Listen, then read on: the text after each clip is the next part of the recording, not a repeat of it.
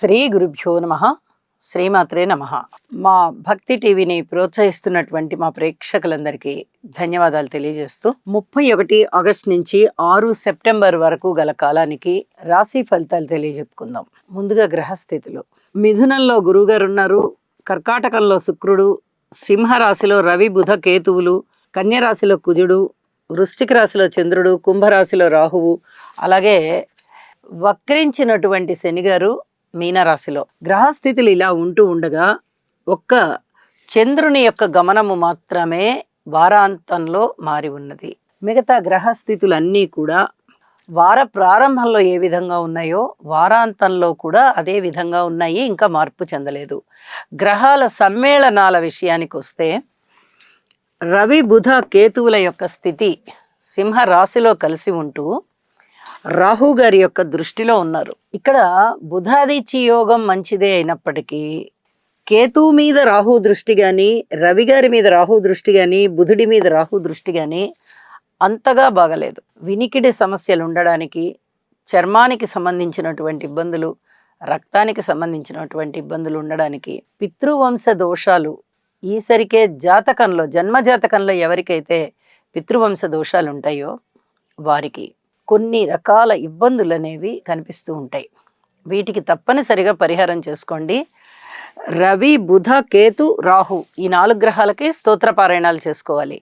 అలాగే శనిగారి యొక్క దృష్టి కుజుని మీద, కుజుని దృష్టి శనిగారి మీద పరస్పర దృష్టిలు ఉంటూ ఉన్నాయి.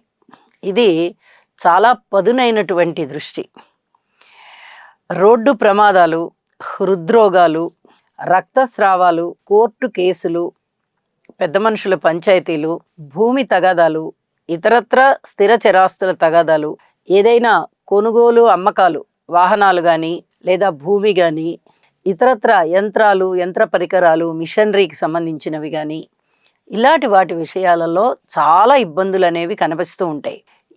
ఈ ఇబ్బంది లేకుండా ఎవరికి ఉంటుంది అంటే జన్మజాతకంలో శని దృష్టి కుజుడి మీద, కుజుడి దృష్టి రాహు మీద లేకుండా ఉన్నట్లయితే, ఏ ఒక్క దృష్టి ఉన్నా కూడా శనిగారి దృష్టి కుజుడి మీద ఉందనుకోండి, శనిగారికి 3వ దృష్టి ఉంటుంది, 7వ దృష్టి ఉంటుంది, 10వ దృష్టి ఉంటుంది. అలా ఏ దృష్టిలో కుజుడు ఉన్నా లేదా కుజుని దృష్టి 4, 7, 8లో ఉంటుంది. అలా ఏ దృష్టి శనిగారి మీద ఉన్నా ఇబ్బందులు తప్పవు. పరిహారాలు చేయించుకున్నప్పటికీ కూడా కాస్త ఇబ్బందులు అనేవి కనిపిస్తూ ఉంటాయి.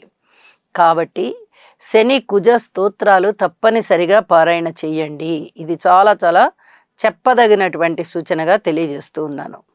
ఇక రాహువు చంద్రునితో కలుస్తూ మనకి ఇంచుమించుగా చంద్రగ్రహ గ్రహణం, చంద్రుడికి సంబంధించి ఈ చంద్ర రాహువుల కలయికతో గ్రహణం ఏర్పడుతుంది. అది ఈ వారాంతం అయినటువంటి మరుసటి రోజే ఏర్పడుతోంది. ఇంకా చంద్రుడి యొక్క గమనము కుంభరాశిలో ఉంటూ ఉండగానే ఏర్పడుతూ ఉన్న కారణం చేత ఈ గ్రహణానికి సంబంధించినటువంటి జాగ్రత్తలు కూడా తీసుకోవాలి.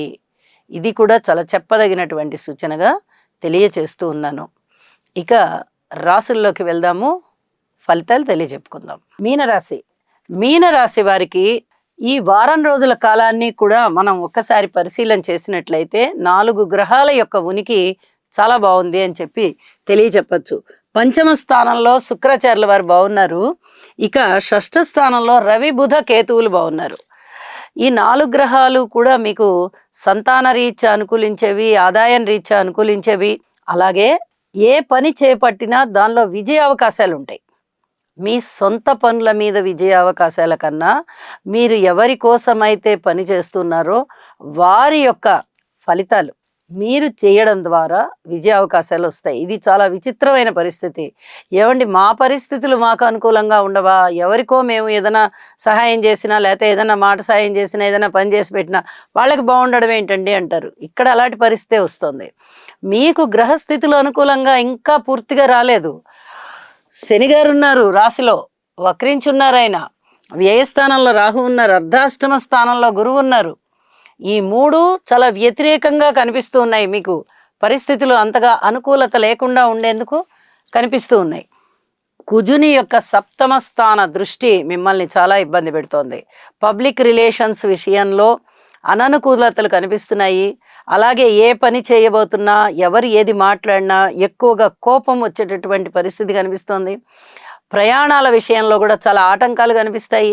ఎలాగోలాగా మీరు కష్టపడి ప్రయాణాలకు వెళ్ళినా అక్కడ ఏదో ఒక ప్రమాదం కనిపిస్తూ ఉంటుంది. మీకు చాలా జాగ్రత్తగా ఉండాలి ఈ విషయంలో అని చెప్పి తెలియజేస్తూ ఉన్నాను. అలాగే అన్నదమ్ముల యొక్క సహాయ సహకారాలు ఉండవు. కోర్టు కేసులు బాధించే విధంగా ఉంటాయి. ఒక పక్క ఏలినాటి శని జరుగుతోంది, ఒక పక్క గురుబలం లేకపోవడం, ఇంకొక పక్క కుజుని దృష్టి కూడా పడడము, ఇవన్నీ కూడా చాలా చాలా మానసికమైన వేదనని ఇస్తూ ఉంటాయి. ఈ పరిస్థితుల మధ్య సంతానం పట్ల కొంచెం సంతృప్తికరంగా ఉంటుంది. వచ్చే ఆదాయంలో లోపాలు లేకుండా ఆదాయం ఉంటుంది. ఇది ఇంతా కూడా చాలా చెప్పదగినటువంటి సూచనగా తెలియజేస్తూ ఉన్నాను. కాబట్టి పరిహారాలు తప్పనిసరిగా చేసుకోండి. ఎటువంటి పరిహారాలు చేసుకోవాలి? రాహుకి, రవికి, శనిగారికి, కుజుడికి, గురువుకి తప్పనిసరిగా స్తోత్ర పారాయణాలు చేసుకోండి. మీ రాశికి వ్యయస్థానంలోనే 7వ తేదీ సెప్టెంబర్ చంద్రగ్రహణం ఏర్పడుతూ ఉన్న కారణం చేత కూడా అధికమైనటువంటి జాగ్రత్తలు తీసుకుంటూ అధికంగా స్తోత్ర పారాయణాలు చేసుకోవడము, అలాగే వీలైతే ఒకసారి నవగ్రహ హోమం చేసుకోవడము చాలా చాలా మంచిది అని చెప్పి తెలియజేస్తూ ఉన్నాను. ఇక మారినటువంటి గ్రహస్థితుల వల్ల కూడా, అంటే చంద్రుడి గమనం మాత్రమే మారుతూ ఉంది, అది కూడా వ్యయస్థానంలోకి వచ్చేస్తూ ఉన్న కారణం చేత అంత అధికమైనటువంటి శుభ ఫలితాలు లేకపోవడం చేత మీరు తప్పనిసరి జాగ్రత్తలు తీసుకోండి అని చెప్పి తెలియజేస్తూ, చంద్రగ్రహ రాహుగ్రహ స్తోత్రాలు కూడా పఠించవలసి ఉంటుంది అని చెప్పి తెలియజేస్తూ ఉన్నాను. ఇంటి ఇలవేల్పుని పూజ చేసుకుంటూ ఈ నవగ్రహ స్తోత్ర పారాయణాలు చేసుకోవడం ద్వారా మానసికంగా చక్కటి సంతృప్తి ఏర్పడుతుంది, కాస్త ప్రశాంతత ఏర్పడుతుంది అని చెప్పి తెలియజేస్తూ ఉన్నాను. ఎప్పుడైతే మీనరాశి వారికి షష్ఠ స్థానంలో రవి బుధ కేతువులు ఇవి విడివిడిగా చూస్తే చాలా అద్భుతమైన ఫలితాలను ఇస్తాయి. కానీ కలిసి చూస్తూ ఉంటే, అంటే రవి బుధ కేతువుల యొక్క స్థితి షష్ఠ స్థానంలో ఉంటూ దాని మీద రాహు యొక్క సంచారం పడుతూ ఉన్న కారణం చేత, అంటే ఇక్కడ దృష్టిని కూడా చూడవలసిన పరిస్థితి ఉంటుంది. పితృవంశ దోషం కనిపిస్తూ ఉంది. అలాగే రాహు కేతు దోషాలు కనిపిస్తూ ఉన్నాయి. బుధ రాహు స్థితుల యొక్క దృష్టిల యొక్క దోషాలు కనిపిస్తూ ఉన్నాయి. మనశ్శాంతి ఉండడం కష్టమవుతుంది. అపవాదులు ఉండడానికి అవకాశం ఉంటుంది. భార్యాభర్తల మధ్య అనుకూలత లేకుండా ఉండడానికి అవకాశం ఉంటుంది.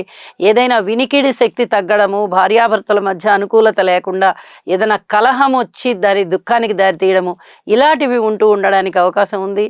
అలాగే దూర ప్రాంతాలలో నివసించే వారికి, అంటే వారి వారి యొక్క జన్మస్థానాన్ని వదిలిపెట్టి దూర ప్రాంతాలలో నివసించినటువంటి వారికి కొంచెం మానసికమైన వేదన కలిగేటటువంటి అవకాశం కనిపిస్తోంది. అలాగే పితృవంశ దోషాలు ఎవరి జాతకంలో అయినా ఉన్నట్లయితే, జన్మస్థితిలోనే ఉండాలి అవి ఉన్నట్లయితే, ఇక్కడ కూడా గోచారంలో ఈ పితృవర్గ దోషాలు ఏర్పడుతూ ఉన్న కారణం చేత రవి రాహు స్తోత్ర పారాయణాలు తప్పనిసరిగా చేసుకోండి.